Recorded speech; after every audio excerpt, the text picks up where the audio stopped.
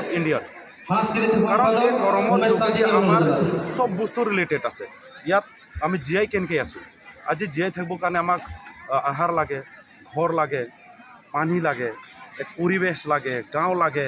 গতিকে টোটেল বস্তুটো এই গৰমৰ লগত জড়িত আছে। এইটোৰ কাৰণে এই গৰম উৎসৱ আমি সকলো জেগাত আৰু সকলো আদিবাসীবিলাকে পালন কৰি আছোঁ।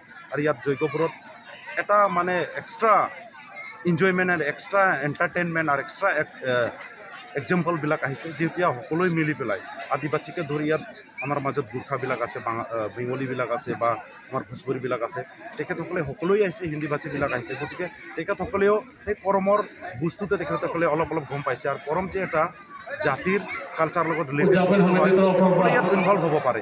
ইয়াত কোনো ধৰ্মৰ কথা আহি নপৰে। সেইটোৰ কাৰণে ইয়াত এটা স্পেচিয়েল হয় মাজবাট আঞ্চলিক যে সকলো জনগোষ্ঠীক লৈ পেলাই পালন কৰা হয়। আমাৰ যিটো কৰম ৰজাক আমি যিটো নেকি জাতিৰ এটা ৰজা বা আমাৰ এটা দেৱ বা আমাৰ তেখেতে আমাৰ জাতিৰ ৰাখৱালা বুলি ক'ব পাৰি। কৰমক আমি সকলো জেগাত আদিবাসীবিলাকে ইয়াত পালন কৰি আছে, কৰি যাই থাকোঁ।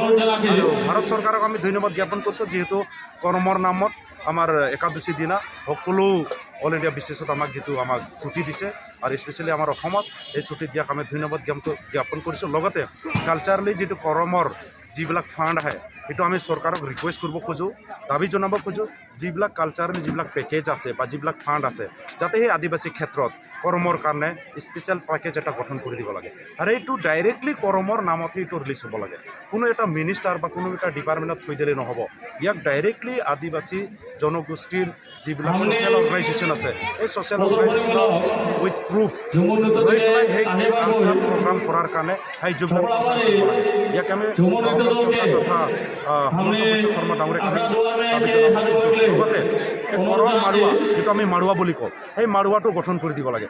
গাঁৱে গাঁৱে এইটো গঠন কৰি দিব লাগে, যিটো আমাৰ মাৰুৱা, যাৰ ফলত আমি কৰমত ইয়াত আমি পূজা অৰ্চনা কৰিব পাৰোঁ বা আমি এটা বিনতি জনাব পাৰোঁ। আমাক লাগে চৰকাৰে এটা ফাণ্ড ব্যৱস্থা কৰি দিব লাগে।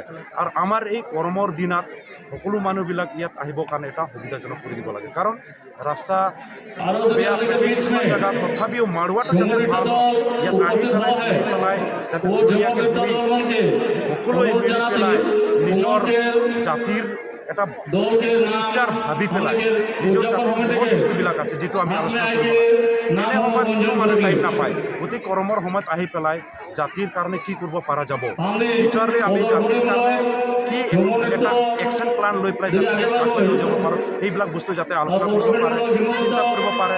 আৰু ইউথ আছে, সিহঁতে ভাবে যে মাত্ৰ নাচিব লাগে, গাব লাগে, সেইটোতো আছেই, অ'কে, বাট তাৰ লগতে ইউথবিলাকে এটা কম্পিটিশ্যন হৈ পৰিছে।